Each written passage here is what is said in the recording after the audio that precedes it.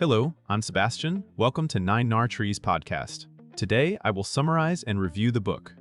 Shoe Dog, a memoir by the creator of Nike, chronicles the improbable rise of a small, scrappy idea into one of the most influential brands in modern business.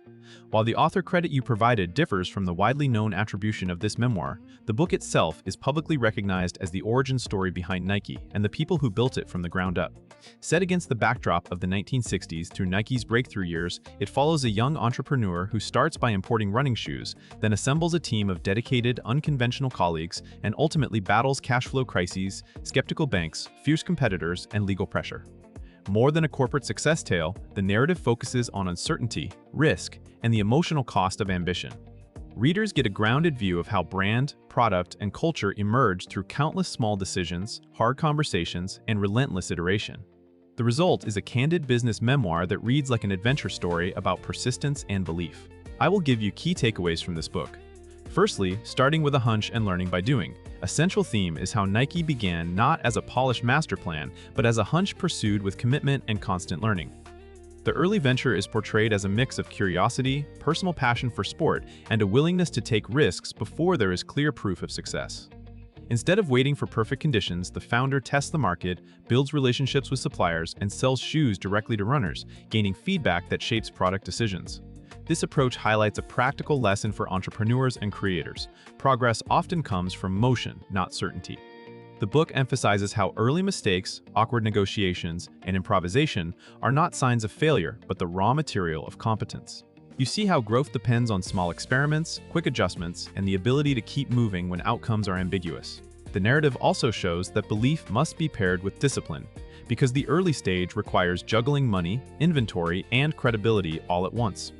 In a broader sense, the topic demonstrates how major companies can originate from personal drive and humble beginnings, with a mindset that treats every obstacle as information and every sale as a chance to refine the offering. Secondly, cash flow pressure and the reality behind rapid growth. The memoir repeatedly returns to a defining operational challenge. Growth can be financially dangerous. As demand increases, the company must buy more inventory, expand logistics, and support a widening sales effort, often long before revenue arrives in a comfortable, predictable way. This creates a cycle where success amplifies risk, especially when financing options are limited or when lenders do not understand the business model. The book illustrates how founders can feel trapped between the need to seize momentum and the fear that one missed shipment, delay payment, or tightened credit line could collapse everything. This topic is valuable because it reframes growth from a purely celebratory milestone into a complex management problem. It also shows how relationships with banks, accountants, and advisors become strategic, not just administrative. Decision-making in this environment is portrayed as relentless triage, which bills to pay first, how to negotiate better terms, when to gamble on a larger order, and how to keep the team motivated while uncertainty remains high. The underlying takeaway is that operational excellence and financial literacy are not optional for visionary companies. The brand's later cultural dominance is built on countless tense weeks of practical survival. Thirdly, building a team culture that can withstand chaos. Another important topic is how the company's identity is shaped by the people who join early and the culture they form under pressure. The book portrays a group of colleagues whose strengths are complementary: sales energy, product obsession, operational rigor, and an unusual sense of camaraderie. Rather than presenting a neat hierarchy, the story emphasizes trust, shared mission, and the freedom to challenge norms. This environment helps the company move fast, adapt, and compete against much larger rivals. The topic highlights that culture is not a slogan created after success, it is forged in the daily grind of problem-solving, disagreement, and mutual dependence. The memoir also suggests that hiring is destiny. Bringing in people who care deeply, tolerate uncertainty, and contribute distinct skills becomes the difference between a temporary hustle and a durable organization. Readers can also observe how leadership evolves. Delegating becomes necessary, conflict becomes unavoidable, and communication becomes more critical as the team grows. The narrative frames loyalty as both emotional and strategic, because when the business faces lawsuits, supply shocks, and financial strain, commitment holds the organization together. In short, the book treats culture as an operating system that must function under stress, not just when times are easy. Fourthly, product, brand, and the athlete connection. The memoir emphasizes that the company's breakthrough is tied to an intense focus on the athlete experience, combining product innovation with a brand that feels personal and aspirational. The story shows how credibility in sports is earned through relationships with runners, coaches, and emerging athletes, and through an obsession with what improves performance.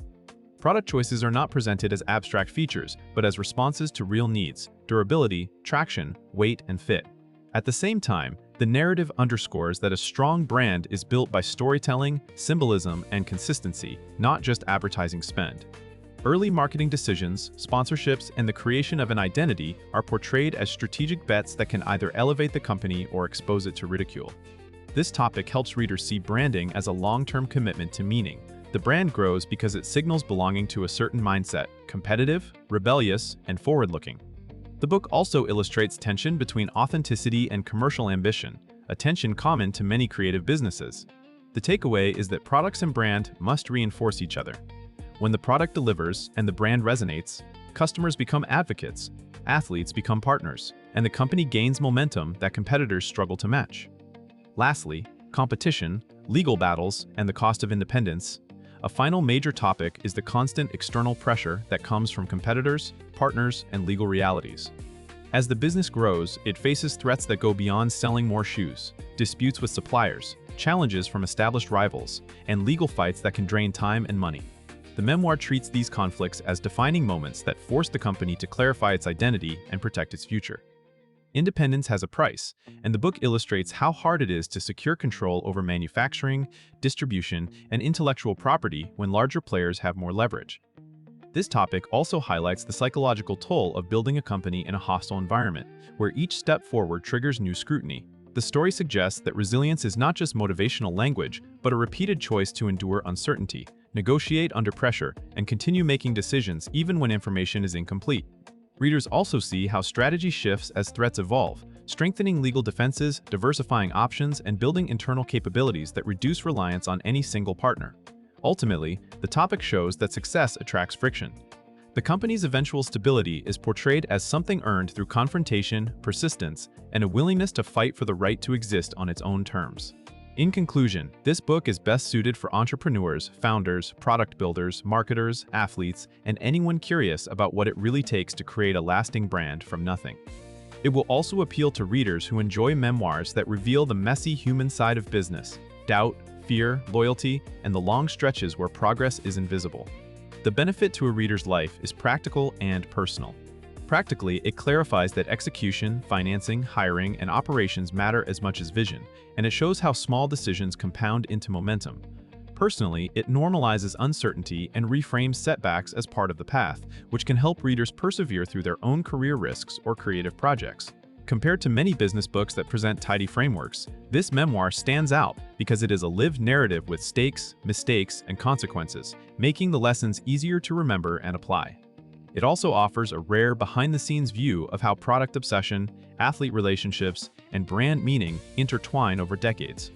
For readers weighing similar titles, it is worth buying because it combines inspiration with concrete realities, the thrill of possibility alongside the discipline and endurance required to survive. If you would like to support Norbert Leo Butz, you can buy the book through the Amazon link I've provided in the podcast description. After reading the book, please let me know what you think and share your thoughts. See you around.